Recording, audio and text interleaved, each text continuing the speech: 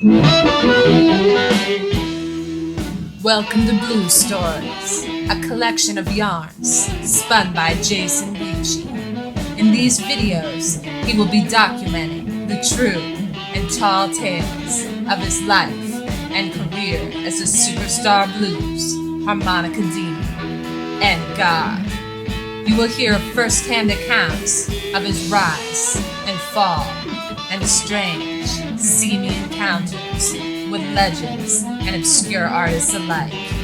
Some of the names have been changed to protect the living. There are no innocents in the blues.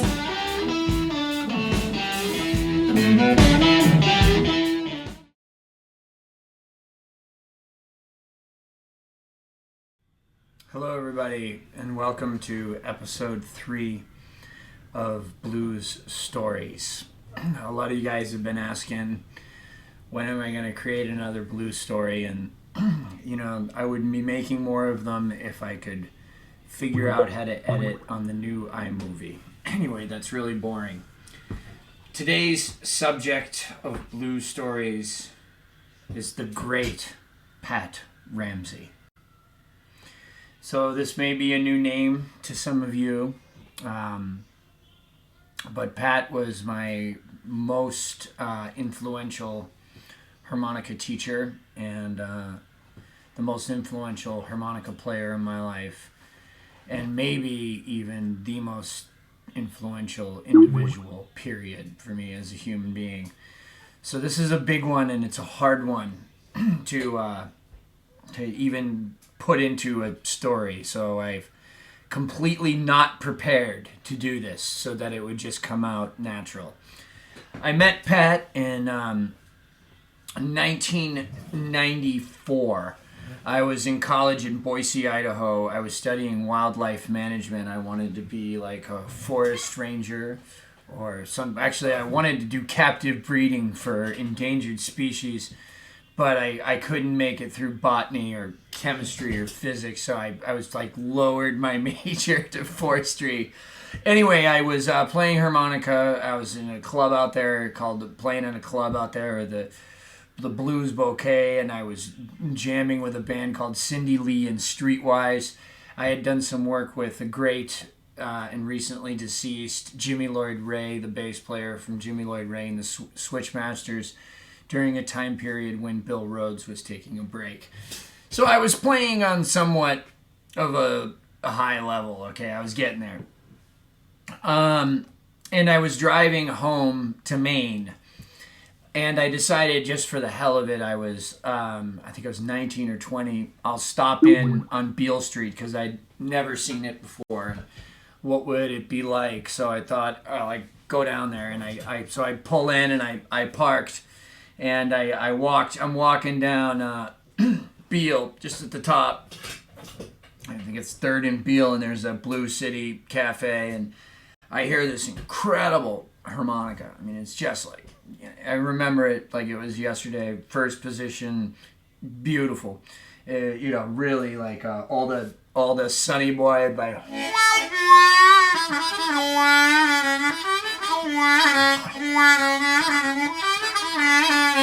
all that kind of shit. And I get there, and it's this kid, and he's like my age, and this is back before the internet. So none of us knew about each other, and I guess we all assumed that we were the only ones our age doing it pretty much, just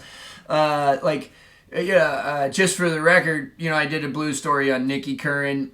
Also, John Namath, I knew in college. This is back then. I knew him when he was like 15 or 16, 17 years old. I can't remember. Young. Knew him then. And I knew, of course, Sean Costello at this same time period. I would meet Sean, who was 15. So I'm walking down the street, and I hear this incredible first position harmonica playing, and it's this kid, and it's Billy Gibson. And this is in, like I said, 94, maybe 93 even, maybe 93, right? So I go in the club, and they let me in. I get in somehow, even though I'm not 21, and immediately risk it by ordering a beer. Like, how stupid could I have been, But in blues stories we smoke or we vape, just so you know. So, don't make any comments about that because this is, blues stories, okay? So, I walk in and I introduce myself to this kid and I'm like, hey, look, my name's Jason, I'm a harmonica player and blah, blah, blah. And he tells me, oh, this is an open jam and do you have your harps? And I'm like, yeah, I do. And he's like, do you want to play? And I said, sure. So, I get up and I play. Billy was better than I wasn't. So I'm just sitting there kind of kissing his butt. And he's like, hey, listen, man, you think I'm good. Wait till you hear the next guy. And I'm thinking to myself, like, no way. Like, there's no way. Like, and this guy gets up. And it's Pat Ramsey. And he just is fucking amazing. Now, you have to remember, I'm like a little Walter guy. I'm like a traditional blues guy. That's what I'm into at this particular time. And I hadn't heard anybody play fast that I liked. Not yet. So no need to go into any names. Nobody had done it for me here. So this guy gets up there and he's singing. I mean, it's just incredible. I can feel myself, even now, telling the story, taking on some of Pat's inflections in speech. He's still very much alive in a few of us that have been around him, and he's just had a way about him. So anyway, he gets up there and he's singing, and it's incredible, and the harp playing, it's just this, like, it's like a guitar. It's real mechanical in movement, but it's like, man, I'm not saying it didn't have soul. I'm just saying it's just like all of this stuff I had never heard before. This real fast playing, but with lots of dark blue notes. This.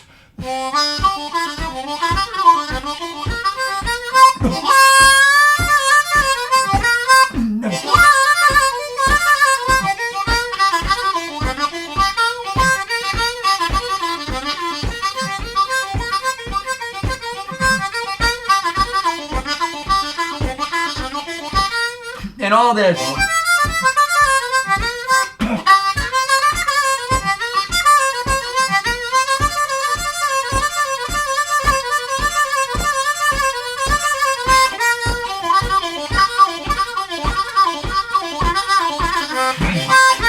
Except better, okay? So, like, but that's the gist of it. And I'd never heard anybody do anything like that. And I still really haven't heard anybody do it as good as Pat.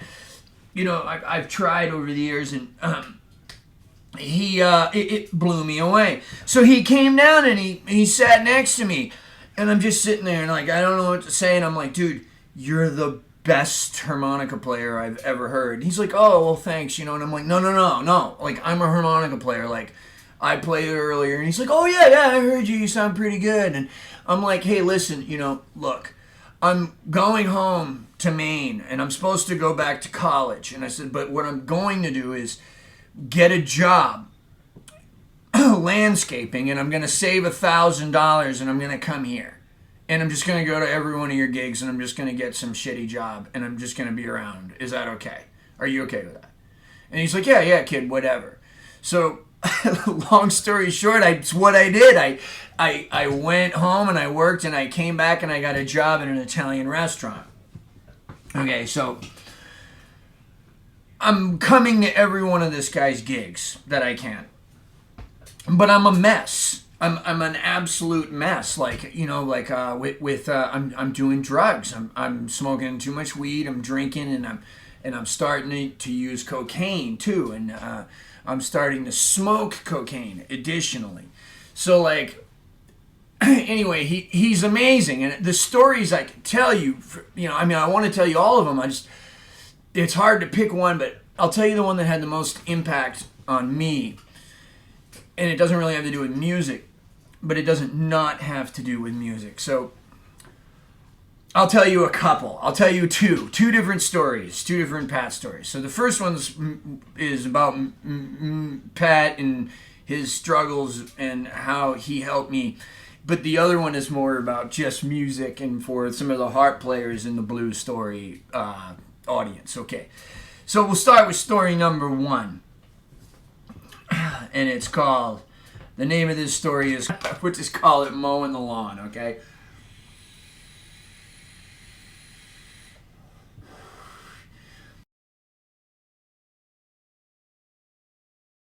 Here we go. So, I never talked to Pat Ramsey about anything besides music. And even at that, Pat had very little to say. He would kind of play his set, and then he'd go out and smoke cigarettes on Beale. And he'd kind of hold court out there. There'd be a bunch of musicians all hanging on every word that he said, and because he was so funny and so charismatic and very bitter. Always whining and complaining, but with like the complexity of like an MC Escher painting, you know? I mean, it was just brilliant. Hilarious bitching, you know. One time he said to me, he goes, "You know what, kid? I've been fucked so many times. You could shove a 2-liter bottle of Coke up my ass and I wouldn't even feel it."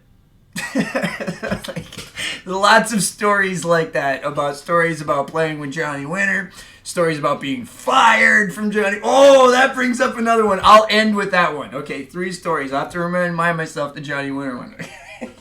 Allman Brothers stories, everything, and always with a bitter note of how awful music is, how awful the music business is, you know, just fucking hilarious. So we're all out there listening, hanging on to every word while Pat sort of holds court on the sidewalk. Okay, so one time I kind of managed to get him alone, and I actually asked him if he wanted to smoke a joint, and he said no.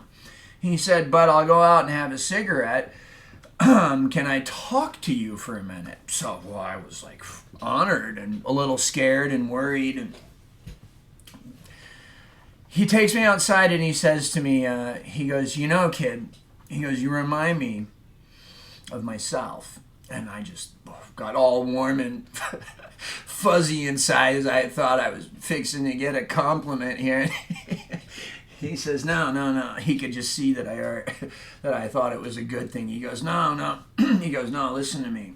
He goes, when I was a young man, he goes, I fell in love. And he goes, when I fell in love, I got this feeling that all of the bad things that had ever happened to me in my life, and as well as all the really great things, like, had to happen so that I could experience this moment of a connection with this other person. And I was grateful that I was right there in that moment, and it was incredible. And I just felt like I didn't want to change anything or anybody. You know, I just felt, you know, that complete feeling. And I was thinking, yeah, I remember that. It happened to me. And then he goes, yeah, you know, he goes, and then, you know, she fucked my best friend. And I said, "Ooh, well, that fucking happened to me too." You know. And he goes, he goes, you know, so then right after that, he goes, you know, I started playing music. And he goes, "I remember that first solo I took on stage, and, you know, everybody clapped and cheered, and, you know, I just felt deep down inside like that same feeling that, like, you know, all the bad things that have ever happened to me in my life and all the good things that, you know, I wouldn't change any of them so I could be there to experience that one moment where there was this connection between me and the audience, and that all of our feelings were shared together, you know, like that." And I started thinking, wow, that's like, you know, that's exactly why I play music, and that's what happened to me. And he goes, "Yeah, and then, you know, the club owner, you know, fucked me over, and I got screwed out of like 2 or 3 different band situations, and the whole, you know, I just realized music was fucked." And I was thinking, wow, God, this is just like what's happening to me. And he goes, you know, so then I started smoking a little weed. And you know, and then I got up on stage and I'm playing music and I'm smoking a little weed and I'm flirting with these chicks over here, and, you know, and I feel pretty good, you know. He goes, so I'm starting to do a little coke, and, you know, and then I need like a better band and a better job. So all of a sudden now I'm like fucking like 9 or 10 different chicks, and I'm doing all this coke, and I'm drinking, and I'm smoking weed, and I'm playing music, and you know, I still don't feel thinking, I still don't feel good. That's right where I'm at exactly, like presently. And he goes, "You know, kid, I feel that way. that I wouldn't change anything bad that ever happened to me. And I'm glad that everything bad and everything good happened to me, so that I can be here today. And I'm truly grateful to be here now. And he said, despite, all the complaining, I don't think he said that, but you could tell he was sincere. And he said, I feel that way when I'm mowing the lawn. Story number 1, Pat Ramsey. And there's a very serious spiritual message in that. And I'll let you decipher it for yourself. I don't need to tell you. So anyway, I used to always ask Pat, what are you doing? Now, I didn't know much about music theory, but I knew a little bit. And I knew what a pentatonic scale was, a minor. And I knew that the majority of Pat's playing was pentatonic. Or blues.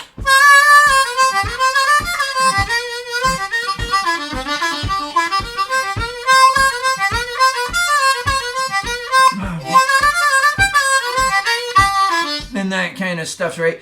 So I used to always ask him, like, oh, well, is this pentatonic or whatever? And he used to tell me, he goes, well, I don't know anything about major, minor, pentatonic. I don't know what you're talking about. I just kind of do it. And he would never, ever sit down with me. Like, I'd go, hey, what's that lick? And he, the one that goes, and he'd go, you mean this one? And I go, yeah. And he'd go, well, that's it. And that would be the lesson, right? And I'd go home. Like, the big mistake Pat made was recording that record, It's About Time, which featured a 15-year-old Sean Costello and Julian Casper and the Memphis Horns and so many other great artists. To this day, it's still my favorite Pat album. I think he was always a little disappointed that was my favorite one of his albums. By the way, huge shout out to his son, Clyde Ramsey. I love you very much, and even though I don't call you enough, I think about you every single day. And talking with you, talking with Clyde, all you guys out there, who is an amazing harmonica player, piano player, and singer. Sounds just like his dad, so much so that it's creepy, but he's got his own thing. Talking with Clyde is weird because it's so much of his dad is in there. It's just like, almost sometimes it's like looking right into his eyes. Anyway, I love you, bud. So anyway, he sits down with me and he says to me, and I get him outside and I start, I'm really buttering him up this evening. I don't know why. I'm just like, hey, listen, Pat, I'm like, you're so awesome and this and that and blah. And he's having a good time listening to it. So I get him right in the right place, because like I said, he never would show me anything and he would never admit to knowing anything about music. And I really, truly believed he didn't know anything about music. So anyway, I said to him, what's so confusing when I listen to your playing is, I don't know where your style comes from. I can't trace it back to anybody. I can't trace it back. I hear a little bit of Butterfield, the tiniest bit of Magic Dick, no Little Walter. I don't hear any Sonny Boy, nothing. And I said, I'm already talking like Pat now. Just, by the way, I keep looking up here at the top. This is my Beethoven. I keep it on my bulletin board above me. Anyway, there's the Reverend Pat. Take a good look. That was one soulful cat right there. There's a fella that could blend heart and mind together. Technique and soul. Matched them perfect. Pat Ramsey, 1956 to 2007. My man.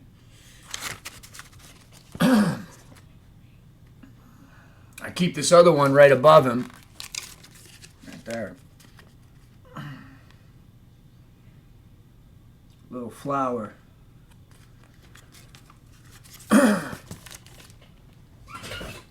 So I said to him, Pat, it really confuses me. There's nowhere to trace it back to. And I said, how did you come up with that style? And he slipped. He was just so into the moment.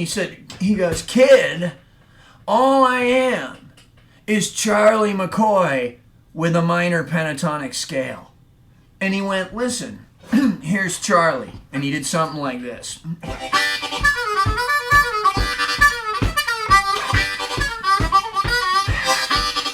Let me start again.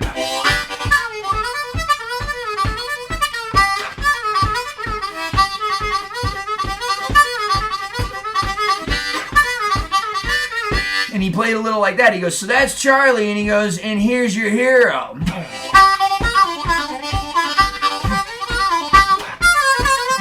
And he goes, Charlie, Pat, Charlie, Pat, Charlie, Pat. So you can see it's just a different note choice. He goes, it's the same rhythmic principle. It's triplets. He fucking said that to me. Right there, I knew he was keeping shit from me. But that was a huge hint for me in deciphering this style of playing, which I found very valuable. There were a lot of other harmonica players playing shit like this. You know, fast players playing,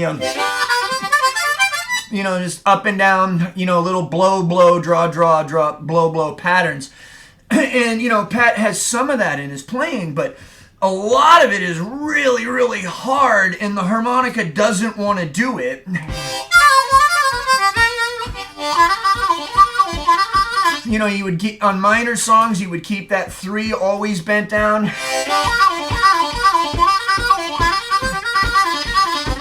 Even at that speed.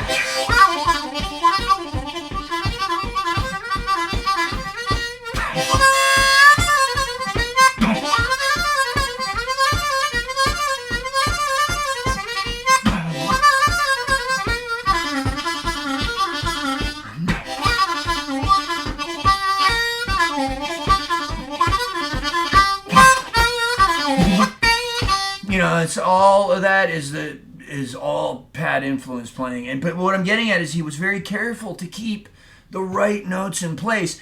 And these notes don't lay out as easily as some of the casual observer thinks they do. They think just because they can play something that sounds remotely like it rhythmically that they're able to do what Pat was doing, and they're not. It's not that. And a lot of this stuff was very, very hard to figure out and decipher.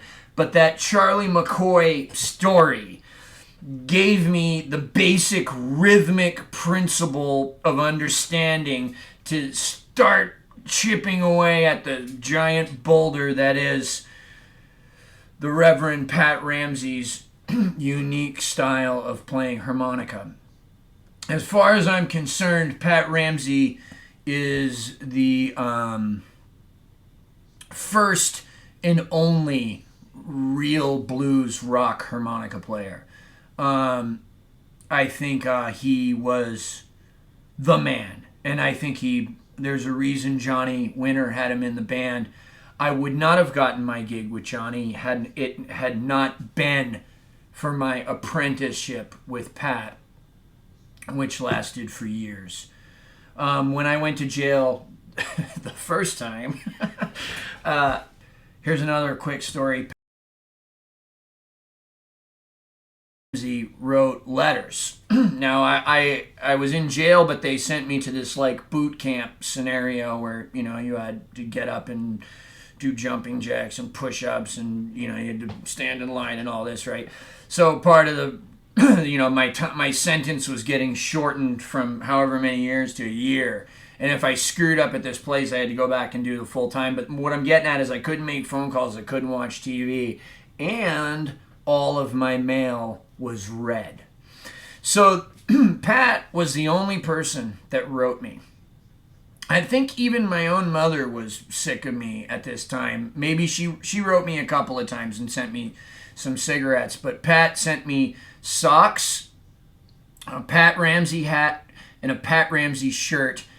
And he sent me some cigarettes too, but more than importantly, he wrote me these letters. And they read these letters, and the letters had such a profound effect that on the people that read them, that they read them to this entire group of, some of these guys are career convicts, I'm not talking about prisoners or inmates. I'm talking about convicts, professional criminals, professional people at doing time in the system and being cool about it.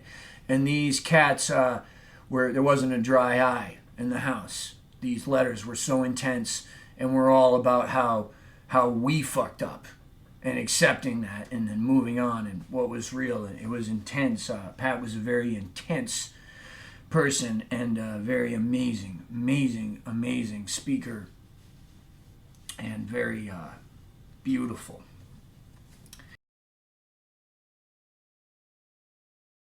Okay, once upon a time, Pat told me the story of the gig with Johnny Winter, and he said that that what had happened was he had gotten a call and that he went in to do a recording with Johnny, and he got in there, and it was the song Honest I Do. This is off the White Hot and Blue album. So anyway, Pat's in there, and he asks Johnny, well, what do you want me to do, And Johnny says, well, I want you to just play it like Jimmy Reed. And Pat says, Jimmy who? He didn't know who Jimmy Reed was. So fucking, because he was like 21 years old. Like Pat's style basically never really changed from the 70s until 2007. It just got incrementally more refined and better and more beautiful vibrato and more perfect, and you know what I mean? It just got, but it was all there when he was like way fucking younger, like as young as when he met me. Like, it's a mystery, really. It's a mystery. So anyway, Johnny apparently was furious that he had hired some kid who didn't know who Jimmy Reed was. So, Johnny, being a really good harmonica player, if you didn't know, showed him,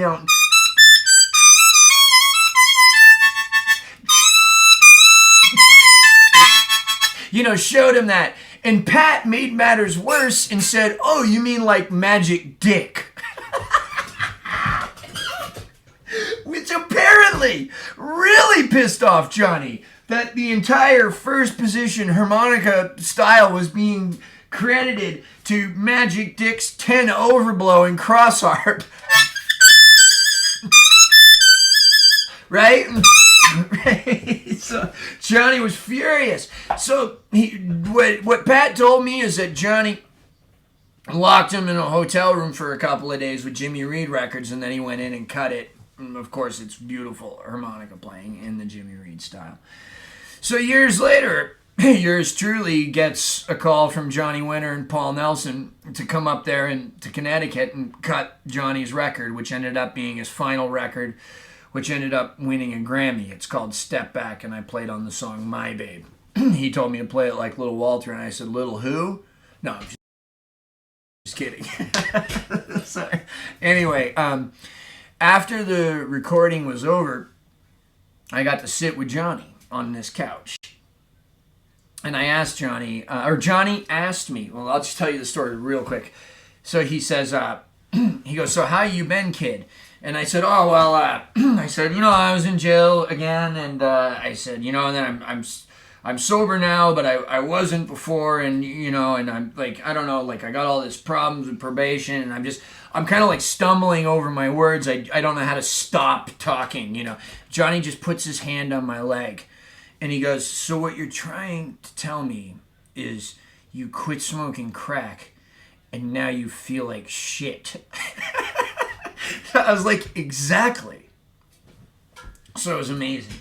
So I kind of calmed down after that. And a few minutes later, Johnny just said to me, he goes, so what do you want to know? What do you want to know? And I started thinking about, well, I could ask about Muddy Waters and Hard Again, and I could ask about all this stuff that you've done, and I'm thinking, I said, I want to know about Pat Ramsey. He goes, didn't you hear enough about Pat from Pat? And I said, well, I said, I want to know what's true and what's not. So he says, okay, well, what do you want to know? And I said, well, how did Pat get the gig with you? And this is what Johnny told me. He said, well, he goes, and you know, Pat used to call me his son, okay, which makes Clyde my brother. And to this day, that's the greatest compliment I've ever received. He used to call me up and he'd say, how's my gay son? And because I was dating a guy at that time. And,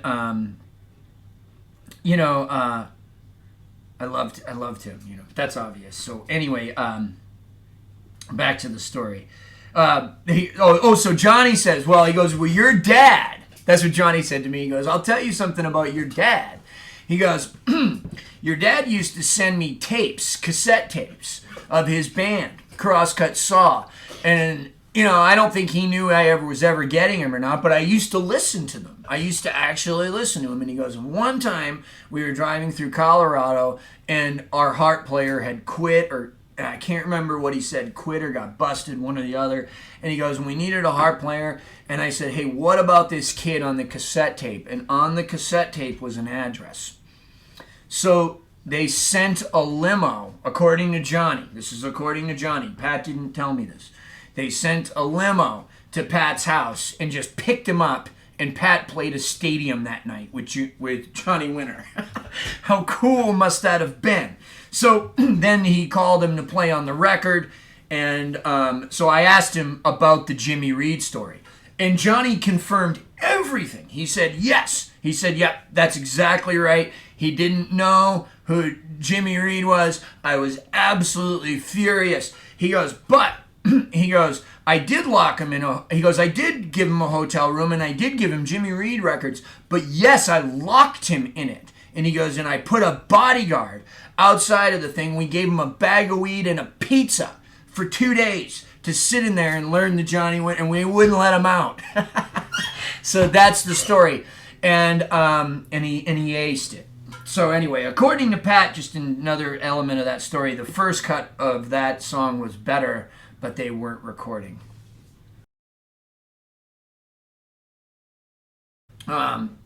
Anyway, I could go on and on. I've already gone on for 30 minutes. I had no idea what I was going to say when I started this. But let me just tell you that Pat Ramsey is the greatest unnoticed, unrecognized harmonica player.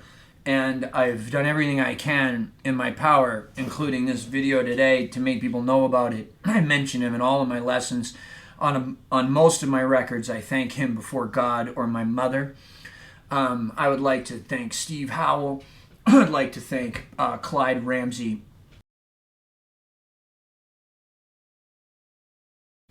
And the whole clan down there, and everybody that was ever associated with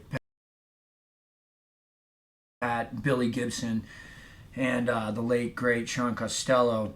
I miss him every single day. I miss him, and I miss talking to him. He lived a great life, and I'm very appreciative and grateful every day for the opportunity to get to know him. All right, Blue Story fans, we'll see you next time for another one. Bye-bye.